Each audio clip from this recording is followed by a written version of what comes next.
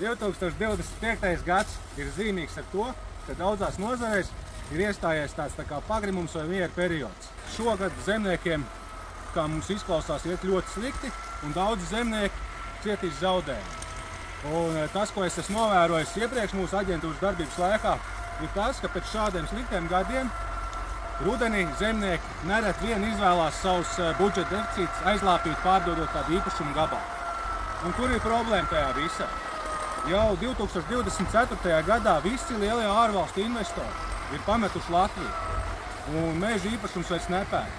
Un līdz ar to dotajā brīdī ir izveidojusies, noakumulējusies liela pārprodukcija ar dažādiem neperspektīviem īpašumiem, kuros tuvākajos gados nav iespējams veikt saimniecisko darbību vai ir jāveic tikai investīcijas. Rudenī pienāk viens tas brīdis, kad visiem pēdējais lauks ir nokults, pēdējie rēķini ir izrakstīti, un tad viņi saprot, ka ir pienācis šis brīdis, kad ir kaut kas jāpārdod. Un, protams, kā jau visiem saimniekiem, kuri pārdod nelabprātīgi tos īpašumus, tā galvenā iezīme vienmēr ir tāda. Visi izvelk ārā no savas kapīša sliktākos īpašumus, kādi viņiem pieder, nedaudz tos pārvērtē un mēģina viņus pārdot. Kas ir jāņem vērā? Šogad, ja jūs vēlaties savu budžeta deficītu aizlāpot, pārdodot īpašumu, tad rēķinieties ar to, ka šis zemē kvalitātes īpašumi, izcirstie īpašumi, slapie īpašumi bez piekļuvēm, viņi ir ļoti grūti pārdodami. Nav pat vairs jautājums par kādu cenieku.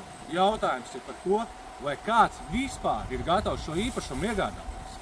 Ja pirms 3 gadiem mēs varējām Latgalē ar aiztaisītām acīm pārdot izcirtumu mitru par 3000, Vidzemē par 4000, tad tagad ir jārēķinās ar to, ka Latgalē par 2000 izcirtumu jūs vairs nepārdosiet.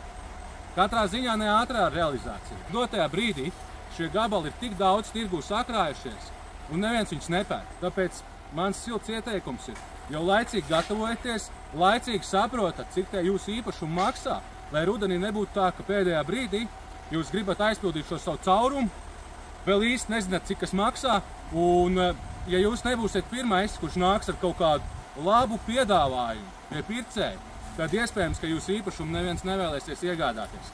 Tas, ko es gribētu šogad, ar cirsmām, kokmateriāliem ir ļoti labas cenas, varbūt malka nav tik dārga, bet idejiski skatāmies uz gabaliem, pirmkārt skatāmies uz cirsmām. Ja jums ir pieejams cirsms, laicīgi jau ņemam ciršanas apliecinājumus, dastojam, lai tajā brīdī, kad vajag izspēlēt šo kārti, jums visi dokumenti ir kārtībā un to var, tā teikt, dienas laikā vai nedēļas laikā nokārtot, vai ne, uztaisot cenu aptauju.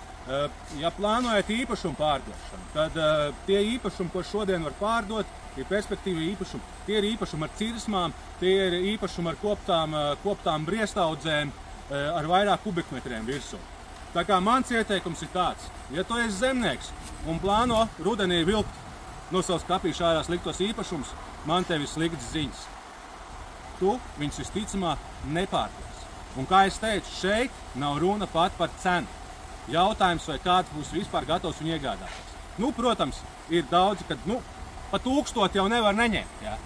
Bet 3000, 4000 aizmirst. Tā nebūs.